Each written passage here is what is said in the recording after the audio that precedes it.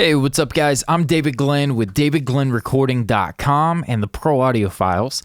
We are in the mixed template series, and we've come to vocals. A pretty straightforward video, nothing too crazy, but nonetheless, we're going to go through it and show you a look at my template, give you some thoughts, some ideas for creating your own templates to help it just kind of be there when you pull up in a mix. You already have everything that you need. Before we get going, if you haven't already, please subscribe to the channel. We'd love to have you subscribe so we can get you more free content. Also, the Facebook page, facebook.com/DavidGlennRecording. I'm going to be doing some live Q&A and uploading some exclusive videos there. And then if you want to download this mix template, I've got free downloads of my mix template, the exact template I use for every song, every genre, and then a stock plugins version. And then I'm working on, if not already, getting the rest of the DAWs out there, Studio One, Logic, Cubase, etc., templates for all the different DAWs uploaded. And you can get that at davidglennrecording.com. Glenn has 2 N's. So moving right along, we've got vocals. And we're just going to focus in on these 3 tracks right here. We've got tenor, alto, and soprano. Now, I mix a lot of live gospel, live CCM type stuff. And that's where this comes from for the tenor, alto, and soprano.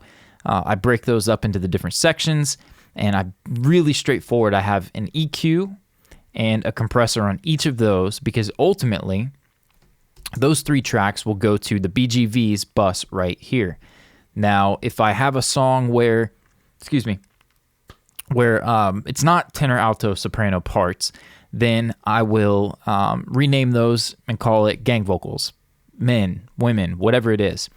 And I'd have those already set up, ready to go. It's a pretty straightforward process. I'll EQ, notch out some of the bottom, shape it a little bit, drive whatever I want to drive into the compressor. And I love the 1176 for this. And then I'm moving right along. Those go to the BGVs where I'll globally affect the backgrounds as a whole. Now, if I have a bunch of backgrounds, different parts throughout, a pop song, modern pop track, the backgrounds in the verse may need to be very different than the backgrounds in the chorus. I'll break all those up and organize them, but ultimately they're going to hit a BGV's bus like this. Here I've got the virtual channel in my template, and then an EQ. Pretty straightforward. Now, I may throw in CLA effects or Nectar 2 from Isotope or something and click through and just kind of create something larger than life. But for background vocals, I tend to rely heavily on just getting them squashed, getting them compressed really good, and then shaping the tone, filtering them out. Sometimes they have practically no top end. Sometimes they have, only top end and no bottom. Just depends on the track and what I'm going for, but I'll shape it with EQ. And then I rely on effect sends. So I've got all these set up over here. We're going to get to effects in the next video, but I want to kind of show you real quick. I've got a couple of slap delays, which are going to be for creating a kind of an impression of more singers. If I've got background vocals and I want it to sound like a little bit more people were involved in the background recording, then slap delays left and right, offset slightly different times can help sound like a little more people, a little larger group. I've got a vocal dimension preset from the Cooper Time Cube. Again, we'll look at that in the video next when we talk about the effect sends. But the Cooper Time Cube has a vocal dimension preset that I love. Sounds great. I've got that in there as a send. I've also got the Stereo Dimension D widening effect, chorusing. Next up, we've got a vocal plate. I've got the EMT from UAD is in here. I've got a short room, a chamber, a hall, an atmospheric hall, and then a gyno hall. So they're all in there. They're ready to go. Very straightforward. Those are the background vocals. Next up, we're going to look at the lead vocal. And it's important to note I should say it like this. I always start with my lead vocal in this chain here. I'm going to break it down for you. But there are many times when I ditch this, especially if I'm dealing with a home studio kind of closet vocal sound. This is my chain for parallel compression. I like to hit the vocal, knock down some of the transients, get it under control here on the lead vocal audio track. Then I send into the P comp here for parallel compression. I hit that with an 1176 pretty hard. Squash it, 10, 20 dB of reduction, depends. This is all buttons in mode. That sometimes I change, but then I follow it up with a limiter. I mean, I'm squashing this thing. And then I blend that into taste, depends on the song. I'll automate that between sections. But this is my standard kind of go-to vocal chain. And then I follow by sending the lead vocal. It's compressed here, but it's not squashed to death. Then the squashed to death lead parallel compression track, those meet at the lead vocal level. You can see they're going out to lead vocal level. This is the parallel chain going out to lead vocal level. So these two blend and meet at this bus where I've got EQ ready to go to dial that in, shape it to the tone of the track, and miscellaneous plugins here, some EQ. I've got Alloy 2 is a great one. Nectar 2 is really great for kind of once you get it compressed and sitting a certain way. Presets can be fun. Kind of go through, reverse engineer what they're doing, tweak to taste. That could be cool there. But then Clariphonic for the top end in the vocal. I'm going to show you that. You guys probably already know what the Kush Clariphonic is. The hardware unit's amazing. This is the Mark II, the second version of the plugin. The first version of the plugin was great. This is even better. Love that. But whatever EQ you want there, whatever compressor or limiter you want here. For the stock plugins version, I've got the stock Avid limiter. For the EQ, I think I have just a standard EQ. So you can go through and you kind of build your chain similar to this. I've got a standard 1176 into an LA2, and then that sends into the parallel compression. So we've got mono audio track, mono auxiliary input or aux bus, and then we have another aux mono for the lead vocal level there.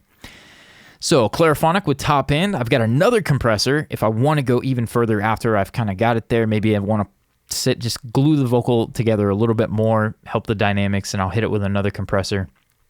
I DS in stages, so I typically DS at the track level with clip gain. So I'll go through and manually clip gain the track. Then I've got a first stage de-esser here on the audio track. I've got a de-esser set on the parallel chain just in case it's a little bit much. And then on the lead vocal level, I've got another de-esser right here towards the end of the track for just kind of emergencies if I need it. Throw it on. De-essing slightly, 2, 3, 4 dB in stages tends to go a little bit more smoothly than trying to hit it 7, 8, 10 dB in one go. So de-essing in stages along the way. And then on this lead vocal level, we've got the sends. So we'll definitely cover that in the next video. And then even more so in the video coming up in the next series, we're going to actually mix a song together.